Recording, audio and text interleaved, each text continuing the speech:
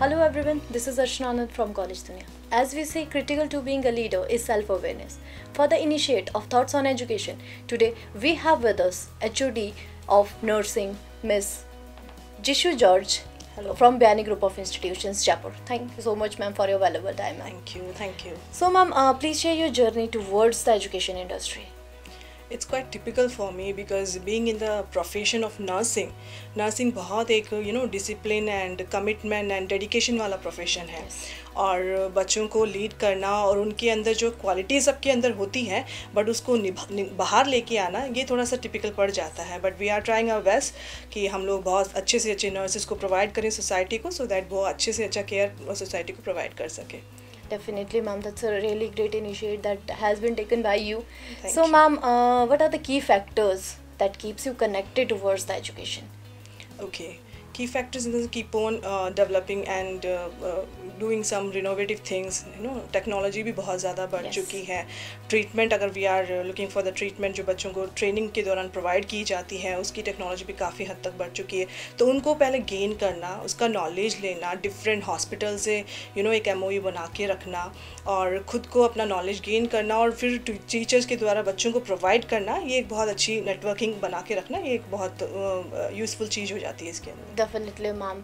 तो मैम आप डेफिनेटली एक लीडरशिप पोजीशन पे हो, तो आपका एक क्या वो लीडरशिप का स्टाइल रहता है या क्या वो फिलॉसफी है लीडरशिप की जो आप जनरल ऑडियंस के साथ शेयर करना चाहते हैं? जी मेरी बात की अगर बात करूं तो डिसिप्लिन के अंदर मैं ज़्यादा जाऊंगी क्योंकि मुझे लगता है क्योंकि मेरे पेरेंट्स भी थोड़े से स्ट्रिक्ट एंड डिसिप्लिन थे, सो दैट वो चीज़ मैं बच्चों पे अप्लाई करती हूँ. सोशल है, फ्रेंडली है, फ्रैंकली है, बट थिंक कि कुछ चीज़ें सिखाने के लिए डांट बीच बीच में लगानी पड़ती है, वो चीज़ मैं यूज़ करती हूँ और बच्चों को थोड़ा सा स्ट्रिक्ट रख के और जो उनका एजुकेशन का मोड है उसको मैं उन पर लगाती हूँ. डेफिनेटली मैम, कहीं ना कहीं देखा जाए तो डिसिप्लिन आज के टाइम में बहुत इंपॉर्टेंट रहता है. तो बहुत ही अच्छी आपने मतलब एक लीडरशिप स्टाइल अडॉप्ट कर रखा है. Thank you. तो मैम इसी के साथ मतलब ये तो आपके बारे में था. अब हम थोड़ा सा डिपार्टमेंट की तरफ को आ जाते हैं. एक कोर्स का करिकुलम होता है जो यूनिवर्सिटी ने सेट कर रखा है, डेफिनेटली बियानी वही फॉलो कर रहा है. बट उस करिकुलम को छोड़कर, क्योंकि डेफिनेटली जितने भी नर्सिंग इंस्टीट्यूट सब वही फॉलो कर रहे हैं,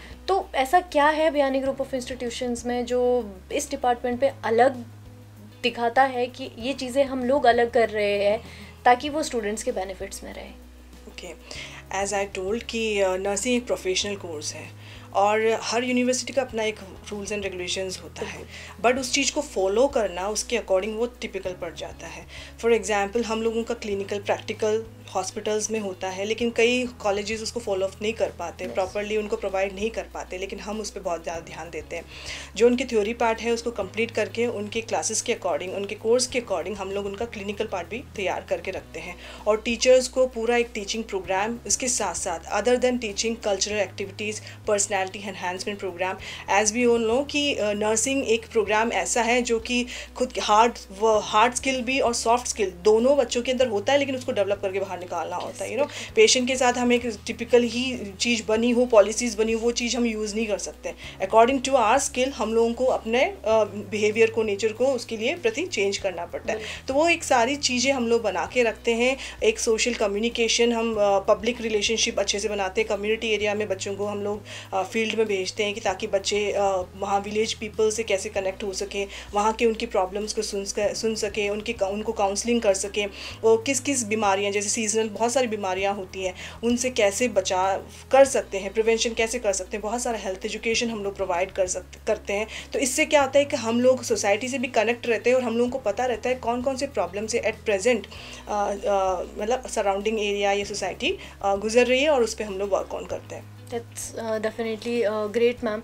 सो मैम इन चीज़ों को, सारी जो हमारी अदर करिकुलर एक्टिविटीज़ है, इन सब चीज़ों को फॉलो करने के लिए हमारा मेन रहेगा कि जो हमारी फैकल्टीज़ है दे शुड बी ट्रेंड. तो उस चीज़ के लिए बियानी ग्रुप ऑफ इंस्टीट्यूट्स क्या इनिशिएट ले रहा है to train their teachers? Okay, actually बहुत सारे इनिशिएटिव कोर्सेज हमारे यहाँ बने हुए हैं, स्पेशली फैकल्टी डेवलपमेंट प्रोग्राम जो हमारा ईयरली ट्वाइस होता है, जिसमें हम टीचर्स को बहुत बाहर से कई ऐसे एक्सटर्नल टीचर्स बुलाए जाते हैं जो अच्छे लेवल पे पोस्टेड है और उनके एक्सपीरियंस को शेयर करते हैं और बहुत सारी ऐसी नई चीज़ें सिखाई जाती हैं सो दैट कि वो बच्चों पे अप्लाई कर सके। और बहुत सारी एक्टिविटीज़ स्पिरिचुअली भी बच्चों को हम लोग कैसे जोड़ सके, पेरेंट्स के साथ कैसे वो बिहेव कर सके। आजकल के बच्चे दे आर सो स्टबर्न कि वो अपनी ही चीज़ों पे लेके चलते हैं और उनको स्पेशली नर्सिंग प्रोफेशन के साथ जोड़ना तो बहुत ज़्यादा मुश्किल हो जाता है बिकॉज बहुत डाउन टू अर्थ होना पड़ता है कई बार। तो वो सारी चीज़ों के लिए हम लोग फैकल्टी को भी बहुत अच्छा ट्रेनिंग प्रोवाइड कर सकते हैं सो दैट कि वो बच्चों के साथ भी एक अच्छा कम्युनिकेशन बना के रखें। दैट्स रियली ग्रेट मैम, क्योंकि फैकल्टी है वो जो बच्चों को भी आगे सिखा पाएगा, तो मोल्ड जो करती है वो बिल्कुल। Biyani group of institution are providing the FDPs, तो वो बहुत ही अच्छी बात है मैम कि स्टूडेंट्स को किसी एक पोजीशन पे पहुंचाने के लिए हमें पहले रास्ता बनाना पड़ेगा, खुद बनाना पड़ेगा, तभी हम लोग आगे कर पाएंगे। That's really amazing ma'am. So ma'am, इसी के साथ में कोर्सेज़ की बात हो गई, टीचर्स की बात हो गई, इसमें एक जो क्वेरी रहती है बच्चों की वो मेन ये रहता है कि हम लोग जब नर्सिंग में आते हैं तो उसके बाद अगर हायर एजुकेशन में नहीं जाना चाहते तो कौन कौन से ऐसे अदर करियर ऑप्शंस है बच्चों के पास जो वो ऑप्ट कर सकते हैं?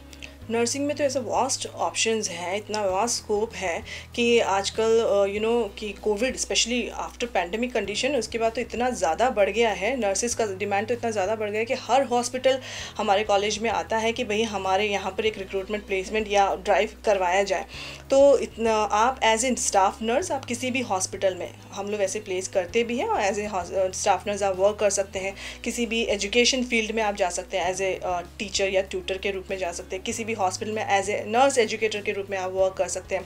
उसके अलावा अब्रॉड में तो दैट यूके, कनाडा, ये सारे तो बहुत सारे इंडियन नर्सेज को हायर करना चाह रहा है और थोड़ी सी फॉर्मेलिटीज़ ही, पहले की तरह बहुत सारी फॉर्मेलिटीज़ भी नहीं है और आपने आइल्स कर लिया, CGFNS कर लिया, टॉफल कर लिया, सब करने के बाद तो बाहर अब्रॉड वाला रास्ता तो बहुत वाइडली आपके लिए ओपन हो जाता है। तो ये सारी चीज़ें रहती हैं नर्सेज के लिए। That's really great ma'am. So ma'am, आपने इसी में बात करी है प्लेसमेंट्स और मतलब मैक्सिमम हम कह सकते हैं प्लेसमेंट्स की, तो बयानी कैसे हेल्प करता है स्टूडेंट्स की फॉर द प्लेसमेंट्स?